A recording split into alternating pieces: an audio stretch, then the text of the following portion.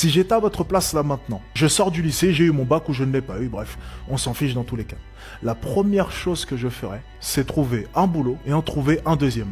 Que ce soit au black ou non, peu importe. Je ferai 2 boulots. Ensuite, pendant plusieurs mois, je mettrai de l'argent de côté et je ferai en sorte d'avoir un peu plus de 10 000 euros sur mon compte en banque. Ensuite, je supprime un de mes boulots, j'en garde un seul et je vais demander un crédit à la banque pour pouvoir acheter une voiture. C'est la première chose que je ferai. Avec ce crédit-là après, j'ajoute ça à mon compte en banque et c'est du coup de l'argent que je vais rembourser à la banque au fur et à mesure. J'emprunte le maximum possible. Tout ce que la banque peut me donner, je prends. Si ce n'est pas possible d'avoir un crédit dans tous les cas, j'ai mes 10 000 euros de côté. Ce sera amplement suffisant. Je garde ensuite un boulot. Il faut absolument rester chez papa, maman, c'est très important. Tu ne payes pas de loyer et tu ne payes pas la nourriture, donc on va utiliser cet avantage-là. Et ensuite, je commencerai à lancer des business. Si vous êtes dans cette situation, les gars, c'est le plan qu'il faut faire. On ne fait pas d'argent sans argent. Bon, ok, je suis d'accord avec tout ce qu'il a dit, sauf l'achat de la voiture, là, je ne comprends pas.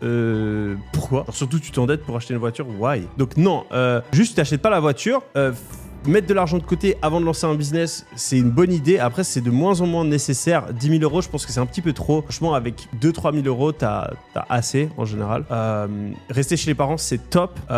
Et après, il a juste raison. Enfin, il y a un moment, faut se chauffer, quoi. S'il faut avoir 2 tafs, faut avoir 2 tafs. S'il faut faire des heures sup, faut faire des heures sup. S'il faut dépenser le moins possible et rester chez sa mère pendant 1 an pour économiser, eh ben go, les amis, on n'a qu'une vie. C'est quoi? 1 année, 2 années où on se serre la ceinture, on travaille un peu plus dur, on se forme, on lance notre business, on se prend des murs, c'est que dalle. Et donc je suis d'accord avec Alex, par contre, je ne sais pas s'il est obsédé par les voitures ou pourquoi, mais la voiture elle sert à rien dans l'histoire, hein.